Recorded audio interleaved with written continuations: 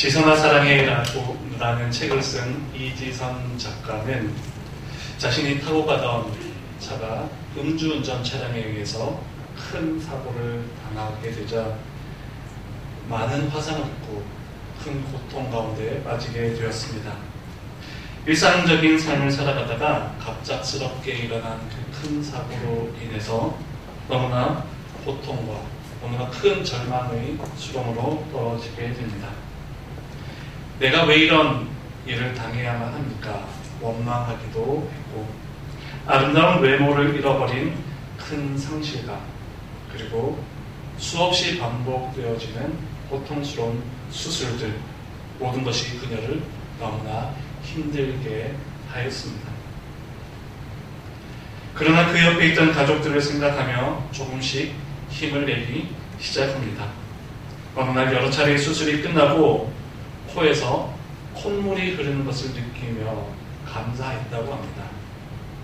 화상으로 인해 피부가 다 녹아서 코가 막혀서 코로 숨을 쉴 수도 없었던 그 상황 속에서 보건수술 이후에 이제 코로 조금씩 숨을 쉴 수가 있고, 그러던 과정 중에 코에서 콧물이 흐르는 것을 느끼며 감사했다고 합니다. 그렇게 너무나 크고 어려운 그런 깊은 수렁에 빠져 있었지만 이지선 작가는 작은 감사를 통해서 그 큰 수렁에서 벗어날 수 있었다라고 그렇게 이야기합니다. 그러면서 지금까지 내 삶에서 당연한 것은 하나도 없으며 모든 것이 하나님의 은혜였노라. 모든 것이 하나님께서 나에게 주신 은혜의 선물이었노라 라고 하면서 자신의 삶에서 그 절망의 자리에서 다시 감사를 회복하기 시작했습니다. 그런 감사로 인해서 조금씩 삶을 회복해 갔으며, 예전에 피해자라고 생각했던 그 생각을 벗어내고 이제는 다시 삶을 회복해 가는 일상의 삶으로, 치유자의 삶으로 이제 일어섰노라 하고 고백합니다. 우리의 삶에도 여러 가지 많은 어려움이 있을 수 있습니다. 생각하지도 못했던 인생의 문제와 고난에 직면할 수도 있습니다. 그런 어려움의 자리에서 원망과 분노와 고통 가운데 절규하기보다 그 상황 속에서도 나에게 주신 하나님의 은혜가 무엇이 있는가 생각하며 우리도 감사의 삶을 회복해 가야 할 것입니다. 그렇게 감사의 삶을 회복해 갈 때 하나님께서는 우리 삶에 더 큰 은혜의 선물을 허락해 주실 것입니다. 오늘 말씀을 통해 그런 은혜를 함께 나눠보겠습니다. 첫째, 우리는 우리를 돌보시는 하나님의 은혜에 감사해야 합니다.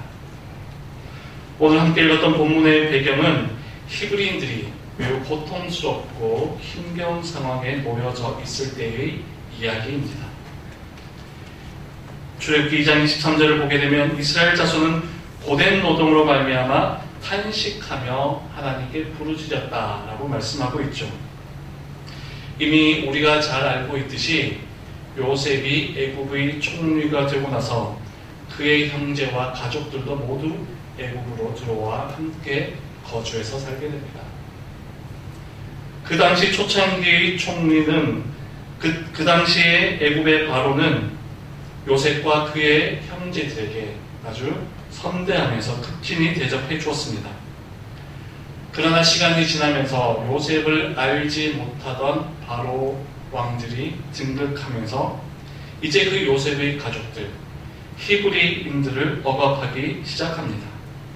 강제 노역을 시키고 심지어 아마 학살 정책까지 펴게 되면서 히브리인들을 더욱 고통스럽게 그렇게 몰아넣게 되었습니다. 이러한 고통 가운데 이스라엘 백성들은 탄식하며 하나님께 부르짖습니다. 고통 가운데 하나님을 찾고 하나님을 부르짖었을 때에 하나님께서 어떻게 반응하셨을까요? 우리가 함께 읽었던 출애굽기 2장 24절과 25절 말씀을 보게 되면 하나님이 그들의 고통 소리를 들으시고 또 그의 언약을 기억하셨고 하나님이 이스라엘 자손을 돌보셨고 하나님이 그들을 기억하셨더라 라고 말씀하고 있죠. 2장 24절과 25절 말씀에 네 가지 동사가 나옵니다. 하나님께서 들으시고 기억하시고 돌보시고 또 기억하셨더라. 하나님께서 매우 적극적으로 이스라엘 백성들의 삶 속으로 개입해 들어가셨던 것을 보게 되죠. 하나님께서는 히브리인들의 그 고통과 억압을 들으시고 결코 외면치 않으셨습니다. 그들의 삶으로 들어가서 그들의 고통을 들으시고 그들의 삶을 돌아보기 시작합니다. 여기서 돌보다라고 하는 말은 엄마가 젖먹이 아이를 보듬어 주다라고 하는 그런 의미이기도 합니다. 젖먹이 아기를 돌보는 엄마의 마음, 세상에서 가장 아름다운 마음이 아닌가 생각해 봅니다. 우리나라 동요 중 섬집 아기라고 하는 노래가 있죠. 아이들이 어릴 때 저도 자장가로 많이 불러주곤 했었습니다. 그런데 그 가사를 들여다보면 아이들이 만약에 그 가사를 안다면 아이들이 잠이 들 수 있을까 생각되어지기도 하는데요. 1절 가사를 보면 그렇습니다. 엄마가 섬 그늘에 굴 따러 가면 아기가 혼자 남아 집을 보다가 바다가 불러주는 자장 노래에 팔 베고 스르르 잠이 듭니다. 이 노래는 1946년도에 만들어졌다고 합니다. 우리나라가 매우 가난하고 힘들었던 그런 시기였죠. 그러니 엄마들도 일을 하러 가야만 했던 시기이기도 합니다. 당연히 집에는 아이들끼리만 남아있죠.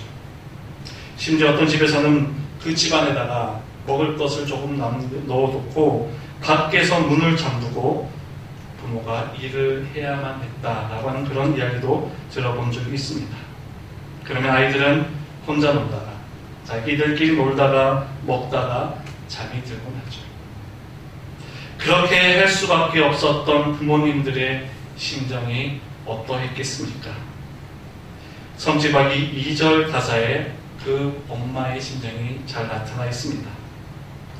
아기는 잠을 곤히 자곤 있지만 갈매기 울음소리에 마음이 설레어 가모찬 굴바구니 머리에 있고 엄마는 모래길을 달려옵니다.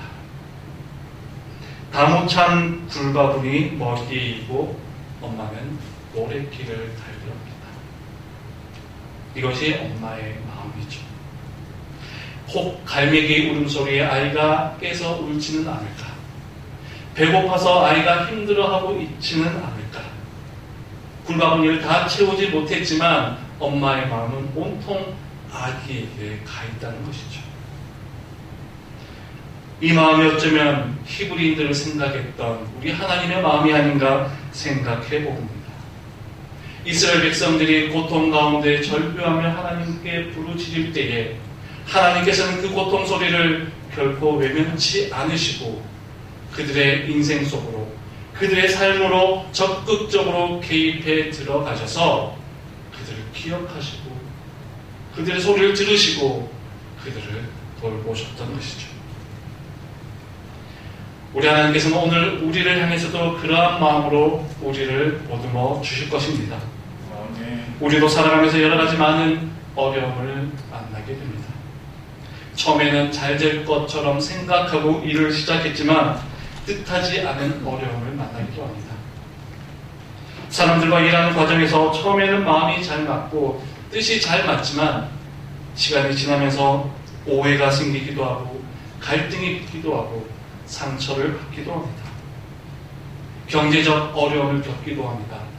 육신의 질병으로 고통 가운데 빠지기도 합니다. 그럴 때 참 많이 아프고 힘들죠.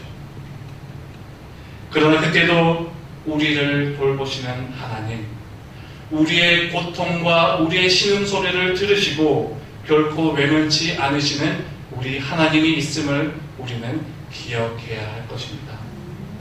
가모찬 굴바구니를 머리에 이고 달려오는 어머니의 심정으로 우리 주님께서는 오늘 우리를 향해 달려오고 계시다라고 하는 것을 기억하며 지난 한 해 동안 우리 삶 속에 혹 어려움이 있으셨다면 여러 가지 고통과 아픔이 있으셨다면 말할 수 없는 그 상처로 인해 힘겨운 시간을 보내었다 할지라도 고통 속에서 우리를 건지시고 우리를 돌보시는 하나님 은혜를 기억하며 감사하시는 여러분들의 삶이 되기를 축복합니다. 아멘. 둘째, 우리를 믿음의 사람으로 세워주셨음을 우리는 감사해야 할 것입니다. 어둠 가운데 있던 이스라엘 백성들의 고통을 들으시고 이제 하나님께서 그들을 위해 일하기 시작하십니다. 그때 하나님의 방법은 무엇이었습니까? 2장 후반부에 이스라엘 백성들의 고통이 언급되고 있다면 이제 3장에서는 하나님의 방법이 제시되고 있는데요. 고통에 대한 하나님의 방법은 바로 믿음의 사람을 찾고 세우는 것이었습니다.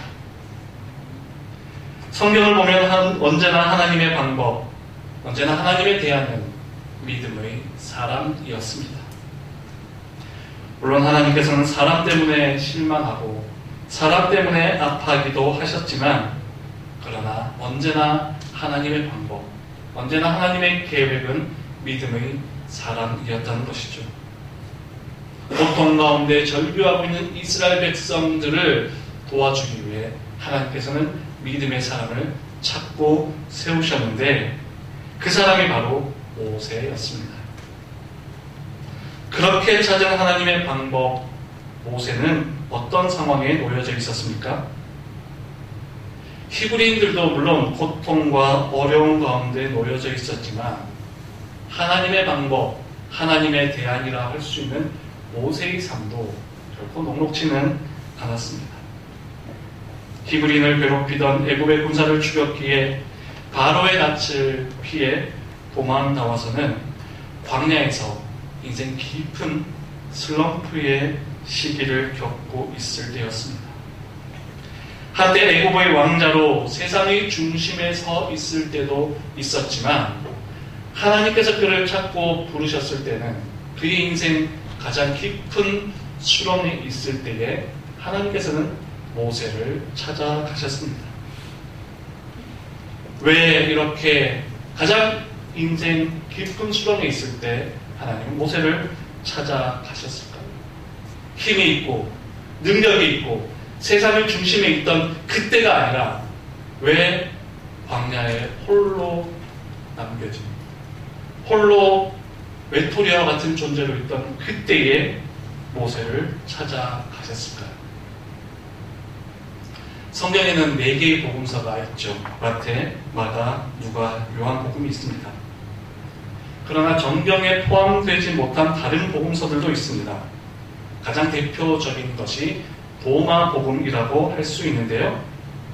도마복음서는 사복음서보다 먼저 기록되어졌다고 말하기도 합니다. 그리고 다른 복음서에 기록되지 않은 많은 예수님의 행적들이 기록되어져 있다고도 합니다. 그래서 도마복음도 정경에 포함되어져야 한다라고 주장했던 사람들도 있었다고 하는데요. 그렇다면 도마복음은 왜 정경으로 채택되지 못했을까? 여러 가지 이유가 있겠지만 그중 하나는 도마복음서에서는 도마라고 하는 인물 자체를 영시하고 있다는 것입니다. 도마의 그 삶과 그 믿음을 너무 영웅시하고 있기 때문에 정경에 채택될 수가 없었다는 것이죠.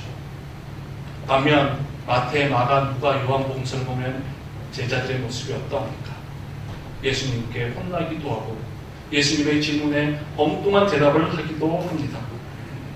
베드로는 예수님의 말씀을 오해하여 사탄아 내 뒤로 물러가라 라는 이야기를 듣기도 하였습니다. 심지어 예수님을 배반하고 부인하기까지 하셨죠. 이렇게 복음서에는 예수님의 제자들의 모습들이 여러 가지로 참 부족하고 연약한 모습으로 기록되어져 있습니다. 그렇지만 그렇게 부족하고 연약한 제자들에게 우리 예수님께서 찾아가셔서 그 부족함 가운데 예수님의 능력을 세워주시고 그 연약함 가운데 예수님의 그 은혜를 부어주셔서 믿음의 사람으로 제자들을 키우셨던 것이죠. 실패한 제자들 모습 속에 예수님의 능력과 예수님의 사랑이 나타나는 것, 그것이 바로 복음서의 중요한 가치와 기준이 되었다는 것입니다. 모세는 비록 실패와 좌절의 자리에 있는 듯 했지만 하나님께서는 그 실패와 좌절의 자리에 찾아가셔서 모세를 만나 주셨습니다. 인생의 기나긴 슬럼프에 빠져 있었지만 하나님께서는 모세를 찾아가셔서 그를 부르시고 그를 믿음의 사람으로 세워주셨습니다. 그 은혜가 오늘 저와 여러분들에게 함께 있음을 우리는 기억해야 할 것입니다. 우리도 연약하고 우리도 부족합니다. 그러나 하나님께서는 그 부족하고 연약한 사람을 찾아오셔서 그 가운데 하나님의 은혜를 부어주십니다. 세상의 연약한 자를 선택하셔서 그 사람에게 하나님의 능력을 부어주십니다. 내 힘으로는 아무것도 할 수 없고 내세울 것 하나 없는 그런 연약한 나의 모습이지만 그런 연약한 자들을 우리 주님께서는 귀하게 여기시고 그 빈 그릇, 그 깨끗한 그릇에 하나님의 능력을 담아낼 때에 하나님의 방법, 하나님의 대안이 나타날 수 있다는 것입니다. 바라기는 저와 여러분이 이 시대에 하나님의 방법, 이 시대에 하나님의 대안이 되기를 간절히 소원합니다. 우리 창신교회가 하나님의 방법이 되고 하나님의 대안이 되어서 어두워져가는 이 세상 가운데 참 빛을 나타내는 귀하고 복된 통로가 될 수 있기를 간절히 축복합니다. 그리고 세 번째, 우리는 소망을 주시는 하나님께 감사해야 합니다. 모세가 호렙산 자락을 지나가고 있을 때에 거기서 한 떨기나무를 보게 됩니다. 떨기나무는 광야에 널브러져 있는 1m 정도의 가시덤불에 불과한 그런 나무입니다. 백향목같이 쭉쭉 뻗어 보기에 아름다운 것도 아니고 열매를 맺는 것도 아니었으며 목재로서 가치 있는 그런 나무도 아니었습니다. 그냥 광야에 널브러져 있는 하찮은 나무에 불과한 떨기나무. 그런 나무를 지나가는데 그 안에 이상한 일이 일어납니다. 나무에 불이 붙어 있는데 그 나무가 타지 않고 있다는 것이죠. 당시 광야는 건조하고 메마른 곳이었기에 누가 불을 지르지 않아도 마찰에 의해 자연 발화하는 경우들이 종종 있었다고 합니다. 그러면 그 작고 연약한 떨기나무는 금방 불이 붙어서 타버리고 사그라들게 됩니다. 그런데 모세가 본 그 광경은 불이 붙었지만 그 나무가 타지 않고 있더라는 것이죠. 보잘것없는 떨기나무, 그것은 어쩌면 모세의 상황을 그대로 보여주고 있는지도 모르겠습니다. 한때 이집트의 왕자였지만 이제는 아무도 주목하지 않고 아무런 가능성도 희망도 찾아볼 수 없는 모세의 신세가 어쩌면 그 떨기나무가 아니었을까. 어쩌면 이 떨기나무는 이스라엘 백성들을 대변하고 있는지도 모르겠습니다. 400년 이상 애국의 노예가 되어 이제는 민족의 정체성도 잃어버리고 아무도 관심도 가져주지 않는 그런 히브리 노예들, 금방 불에 타 없어질 것만 같았던 그런 존재, 밟아버리면 금방 사그라질 것 같은 그런 존재, 그런 모습이 광야에 널브러진 떨기나무가 아니었을까 생각해봅니다. 그런데 보잘것없는 떨기나무에 붙어있는 불은 무엇이겠습니까? 그것은 바로 하나님의 임재를 가리킵니다. 보잘것없어 보이는 떨기나무, 보잘것없어 보이는 그 모세의 모습, 보잘것없어 보이는 그 이스라엘 백성들이지만 그 속에 하나님께서 함께 하신다면 결코 그들은 사라지지 않으리라. 밟으면 없어질 것 같고 불이 붙으면 쉽게 사라질 것 같지만 그러나 하나님께서 그것 가운데 함께 하신다면 결코 사그라지지 않고 결코 없어지지 않으리라. 우리 주님께서는 오늘 말씀을 통해 보여주고 계십니다. 그렇게 하나님께서는 떨기나무를 통해 모세에게 하나님의 능력, 하나님의 임재를 보여주십니다. 그러면서 말씀하시죠. 내가 선 곳은 거룩한 땅이니 발에 신을 벗으라. 내가 선 곳은 거룩한 땅. 지금 모세가 서 있는 곳이 어디입니까? 광야의 척박한 곳입니다. 아무도 가려하지 않고 아무도 관심 두지 않는 광야의 척박한 곳을 가리켜 우리 하나님께서는 거룩한 땅이라 말씀하십니다. 뜨거운 햇볕과 차가운 바람, 생명이 살기에도 힘든 그곳이지만 우리 하나님께서는 거룩한 땅으로 칭하셨습니다. 왜 그곳이 거룩한 땅이 될 수 있습니까? 그 땅 자체가 신성한 그런 곳이어서 그럴까요?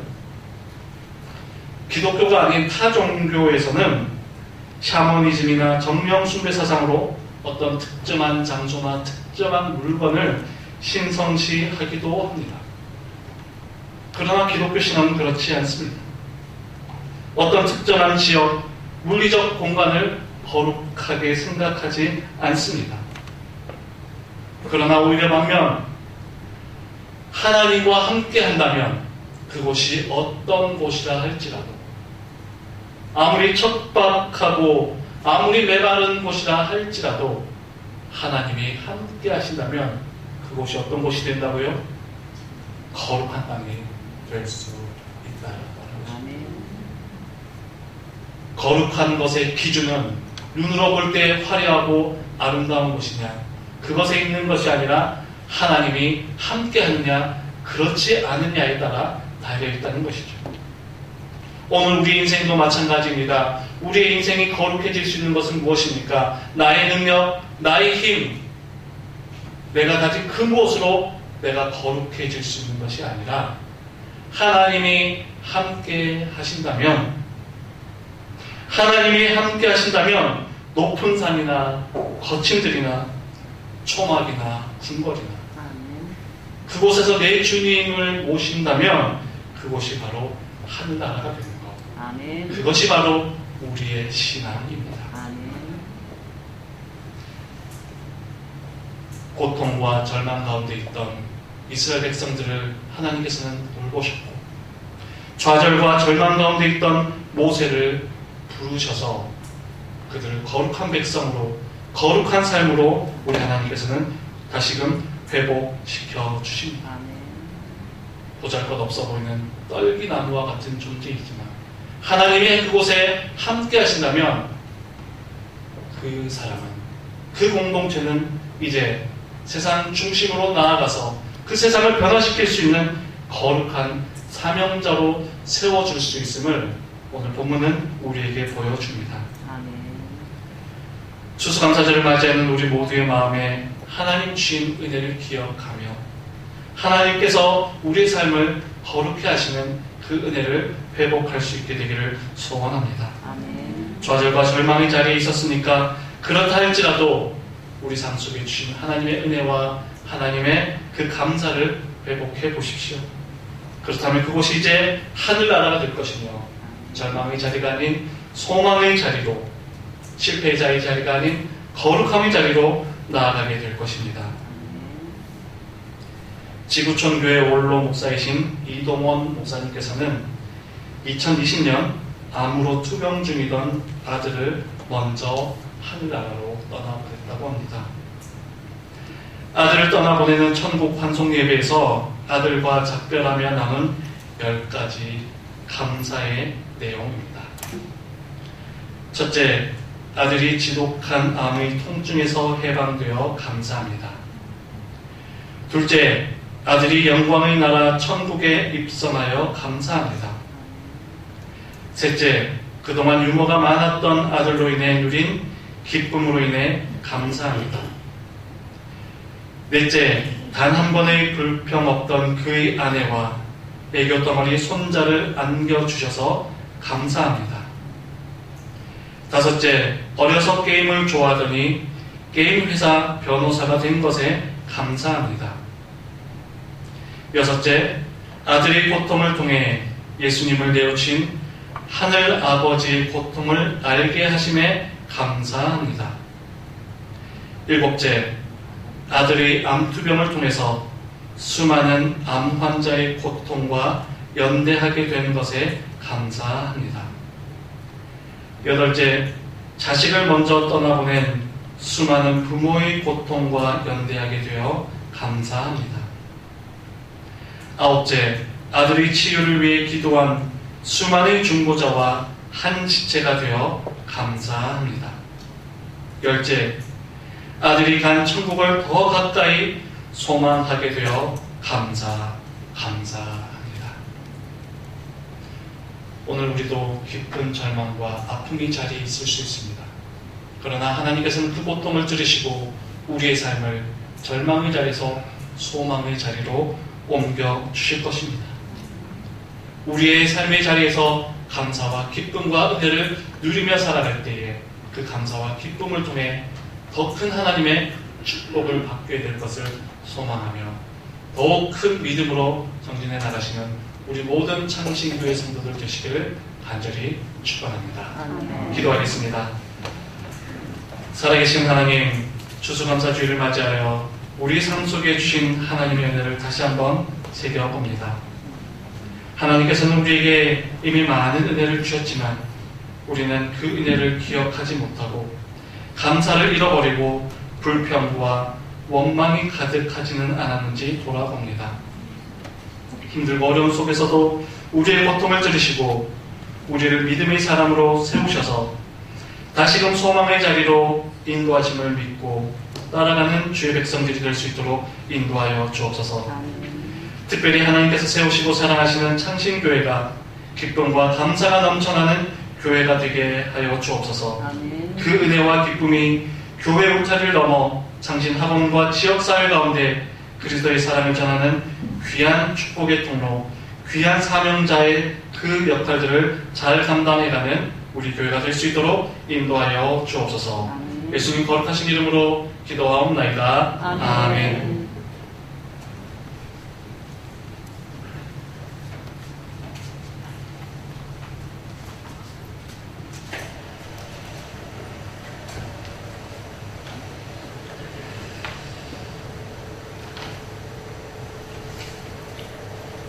오늘 절망의 자리에서 소망의 자리로라는 제목의 말씀을 은혜롭게 설교해 주신 이성근 목사님께 감사를 드립니다.